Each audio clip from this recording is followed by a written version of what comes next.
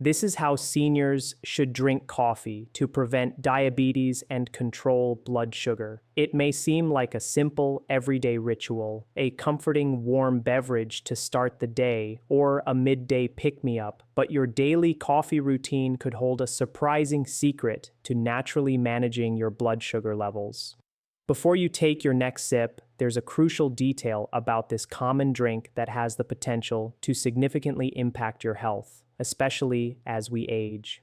This isn't about a miracle cure or a product you need to buy. It's about understanding the power of coffee and, more specifically, the timing and method of its consumption. As a physician, Dr. Richard Ben has closely observed the growing challenges of prediabetes and type 2 diabetes, particularly among individuals over 60, and has witnessed firsthand how a small adjustment to coffee habits can lead to profound positive changes. The current health landscape, particularly in countries like Brazil, reveals a silent epidemic. Diabetes cases have surged dramatically over the past 2 decades, affecting millions and disproportionately impacting older adults, where the prevalence can reach 1 in every 3 individuals over 65. What is most concerning is not only those already diagnosed, but also the vast number of people teetering on the edge, experiencing unexplained fatigue, persistent thirst, and elevated glucose levels without a formal diagnosis, or those who have received one but feel limited to medication alone. The aim here is to illuminate a simple, cost-free adjustment that can make a substantial difference in glucose control. To truly grasp how coffee can influence your blood sugar, it's helpful to understand a fundamental biological process. Your pancreas, often likened to a small factory, is responsible for producing insulin. Insulin acts as the key, unlocking the doors of your cells to allow glucose, derived from the food you eat, to enter and be converted into energy. When you consume food, glucose enters your bloodstream. Your pancreas responds by releasing insulin, facilitating glucose uptake by your cells. This intricate system works efficiently under normal circumstances. However, problems arise when this factory becomes overwhelmed. Consuming foods that rapidly elevate blood sugar places an immense strain on the pancreas, forcing it to work at its maximum capacity. Over time, this continuous demand can lead to insulin resistance, where your cells become less responsive to insulin's signal.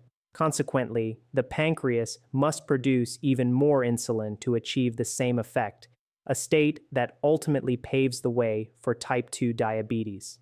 Now, how does coffee fit into this complex equation?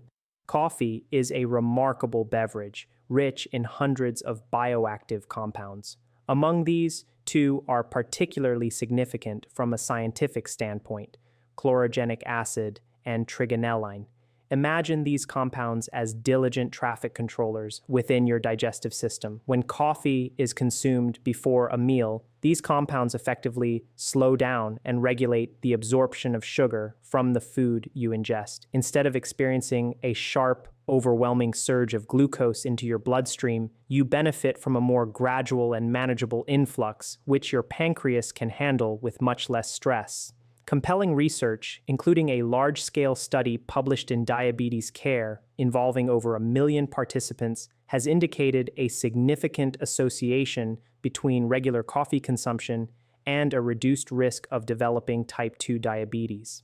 This protective effect appears to be dose-dependent. Within reasonable limits, the more cups of coffee consumed daily, the lower the risk. Further corroborating these findings, a comprehensive review of 30 studies conducted by the prestigious Karolinska Institute in Sweden, encompassing nearly 1.2 million individuals, confirmed that both regular and decaffeinated coffee consumption is linked to approximately a 30% reduction in the likelihood of developing type 2 diabetes. However, there's a critical nuance that often goes unaddressed. The profound benefits of coffee are contingent upon how you drink it and when. an incorrectly timed or prepared cup of coffee can, in fact, counteract its potential advantages. This is a scenario frequently observed in clinical practice. Consider the case of Mr. Arnaldo, a 72-year-old retired gentleman who had been a devoted coffee drinker for decades. When he first sought medical advice, his fasting glucose levels were alarmingly high at 138 mg/dl,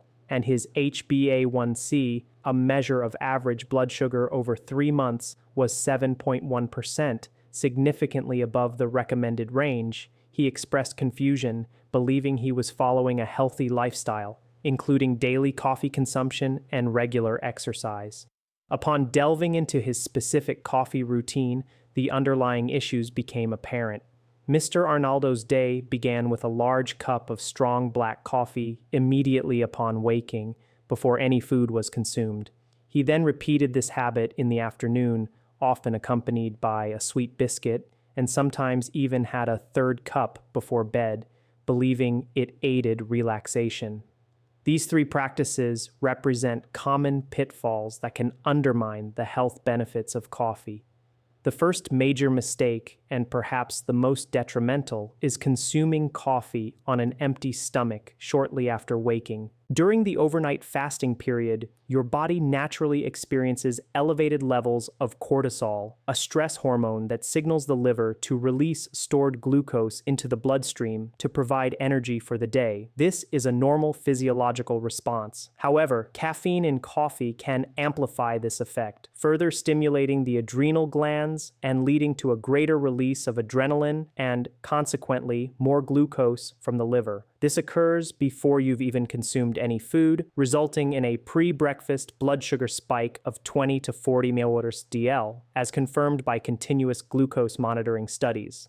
Research published in the British Journal of Nutrition supports this observation, demonstrating that black coffee consumed on an empty stomach after sleep can indeed significantly elevate morning blood glucose levels. The second common error is adding sugar, artificial sweeteners, or cream to your coffee. While seemingly innocuous, a spoonful of sugar introduces an immediate glucose spike, effectively negating the beneficial effects of the chlorogenic acid present in the coffee.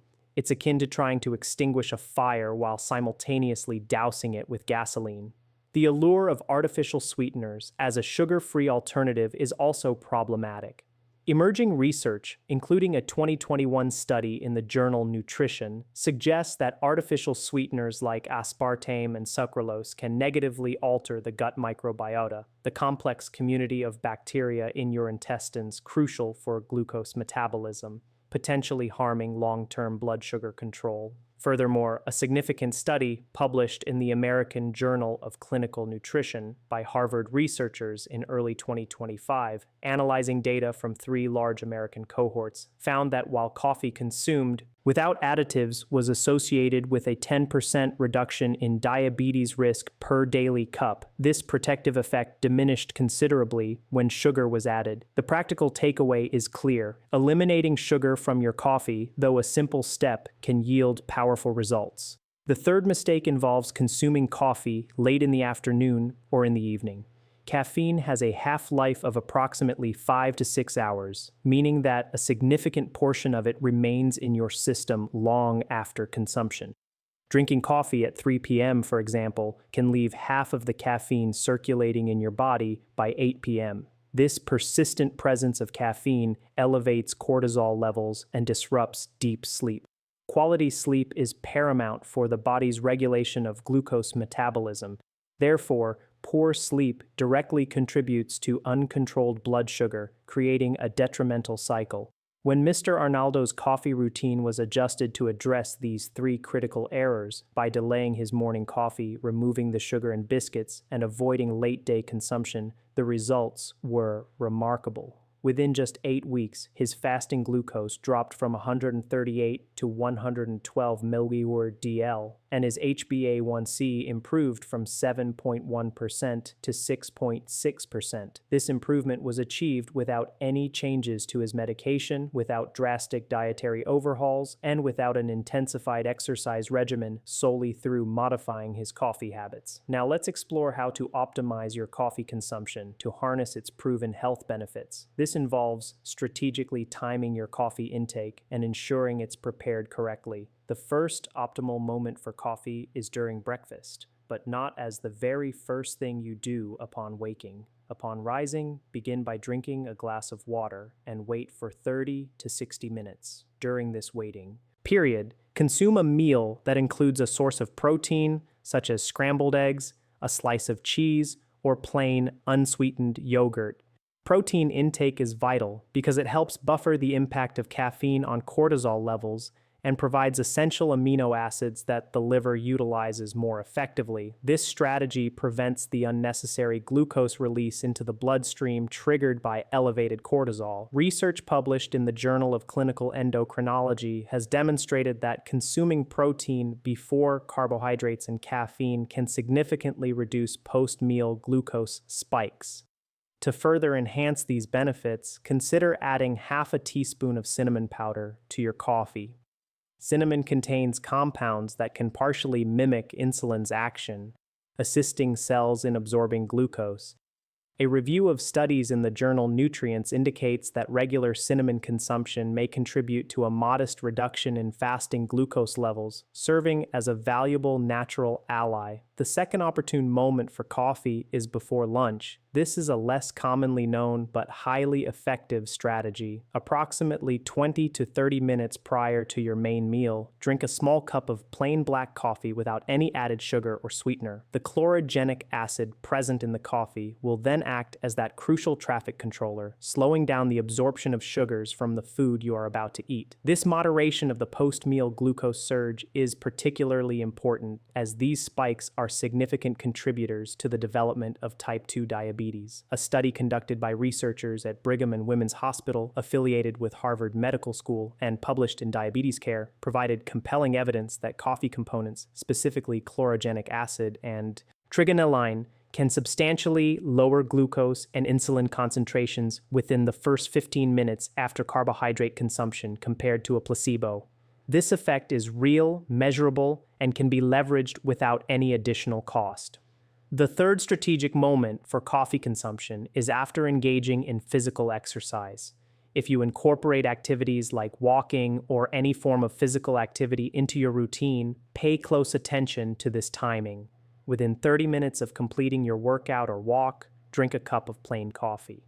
During and immediately after physical exertion, your muscles become exceptionally receptive to glucose, acting like a sponge that readily absorbs sugar from your blood to be used as energy. Caffeine consumed at this juncture can amplify this process, helping your muscles take up glucose even more efficiently. This represents a metabolic window of opportunity that many individuals overlook. Regarding the total daily coffee intake, major health organizations and medical guidelines generally consider up to 4 or 5 small cups of coffee per day to be safe for most adults when part of a healthy dietary pattern. The aforementioned review by the Karolinska Institute found that this quantity falls within the range associated with protective benefits against diabetes. However, individual responses can vary. If you experience symptoms like palpitations, anxiety, tremors, or insomnia after drinking coffee, it may indicate a slower caffeine metabolism, often determined by genetics. In such cases, reducing your intake to 2 cups per day or opting for a high-quality decaffeinated coffee, which still retains beneficial compounds like chlorogenic acid, is advisable. Consider the story of Danelli, a 68-year-old retired teacher diagnosed with type 2 diabetes 3 years prior. Despite being on metformin and diligently managing her diet by reducing carbohydrate intake, her HbA1c remained stubbornly above 7.5%. When her routine was discussed, it revealed she habitually drank sweetened coffee with milk in the morning, accompanied by sweet biscuits in the afternoon, and had significantly reduced her physical activity due to leg heaviness. A simple plan was devised. Upon waking, she waited 45 minutes, consumed a boiled egg, and then had plain coffee with cinnamon. She also began drinking a small cup of coffee 20 minutes before lunch and incorporated a 25-minute walk 3 times a week, having coffee immediately after. The sweetened afternoon coffee and biscuits were eliminated. Just 6 weeks later, Donnelly returned with a remarkable improvement. Her HbA1c had dropped from 7.5% to 6.8%, and her fasting glucose was 109 mg/dl. She reported waking up with energy for the first time in years. The transformation wasn't due to a change in medication, but a recalibration of her relationship with coffee. However, it is imperative to acknowledge the invisible enemies of coffee that can undermine its benefits. These are factors that often sabotage your efforts without your awareness. The primary enemy is any form of sugar, refined, brown, demerara, or honey. Adding any sweetener to your coffee creates an immediate glucose spike that effectively cancels out the protective effects of chlorogenic acid. The 2025 Harvard research strongly reinforced this point, highlighting the significantly reduced protection against diabetes when coffee is consumed with sugar. The second enemy is artificial sweeteners. As previously mentioned, growing evidence points to potential negative impacts of aspartame and sucralose on gut microbiota. Balance, which is critical for healthy glucose metabolism. If you require sweetness, natural stevia is a more promising option, as current research has not indicated the same detrimental effects. The third enemy is industrialized instant coffee, often found in sachets. These products frequently contain hidden sugars, hydrogenated fats, and various additives that compromise their nutritional value. It is always preferable to choose natural ground coffee, ideally 100% Arabica, freshly brewed. The fourth enemy is pairing coffee with ultra-processed foods, such as white bread, cookies, and industrial cakes. When coffee is consumed alongside these refined carbohydrates, the resulting glucose surge is so substantial that the chlorogenic acid in coffee cannot adequately compensate. Finally, we arrive at what can be termed the protection triad, a synergistic approach where coffee's benefits are amplified within a framework of healthy lifestyle habits. The first element is smart coffee consumption, drinking it at the right times without sugar, thereby maximizing the impact of chlorogenic acid. The second element is regular physical movement. You do not need to commit to rigorous gym routines. A brisk 30-minute walk 3 to 5 times a week can dramatically improve insulin sensitivity. Active muscles act as conduits, effectively drawing glucose out of the bloodstream independently of insulin. This principle is supported by an extensive body of scientific research. The third element is adequate protein intake at each meal. Protein has the least impact on glucose levels, promotes satiety, and helps preserve muscle mass, which is the body's largest consumer of glucose. After the age of 60, protein needs increase due to a decrease in the body's efficiency in utilizing it. Ensuring a source of protein in every main meal, such as eggs, chicken, fish, beans, cheese, or plain yogurt, is crucial. When these three elements, optimized coffee consumption, regular movement, and sufficient protein intake, converge, their positive effects multiply. Coffee enhances insulin sensitivity, exercise boosts glucose uptake by muscles, and protein stabilizes post-meal glucose fluctuations. This powerful combination is accessible, affordable, and requires no specialized products. It is important to maintain an honest perspective. The strategies discussed here are complementary lifestyle interventions grounded in robust scientific evidence. While they offer substantial benefits, they are not a substitute for professional medical evaluation and ongoing follow-up. If you have been diagnosed with diabetes and are currently on medication, it is crucial never to alter dosages or discontinue treatment without consulting your physician. The ideal approach is to discuss this information with your doctor, collaborate on adjustments, and receive professional guidance. Now consider this. Do you have a family member, a parent, sibling, or close friend who grapples with elevated blood sugar or has already been diagnosed with diabetes? If so, please share this video with them. You might be providing them with information that could profoundly change their life. Access to quality, science-based information is one of the most valuable gifts we can offer to those we care about. I want to leave you with a sentiment that has guided my practice for years. Your body is not your adversary. It is in a constant state of endeavor to achieve balance, heal, and adapt. When your glucose levels rise, when fatigue persists, or when your legs feel heavy, these are not isolated incidents but signals, urgent appeals from your body. Often what your body requires is not another prescription, but rather a simple alteration, such as adjusting the timing of your morning coffee. True health is not found in the pharmacy. It resides within your daily habits. In the upcoming video, I will reveal 5 specific foods that individuals with prediabetes should urgently eliminate from their diets, as these foods silently inflame glucose levels, often without people realizing it. Make sure to enable notifications so you don't miss this critical information. It has been a genuine pleasure to share this with you. Please prioritize your well-being and that of your loved ones. Your health is intrinsically linked to the small choices you make every single day. Therefore, make them count. Begin with one simple change today, and your future self will undoubtedly thank you. I look forward to seeing you in the next video. Thank you.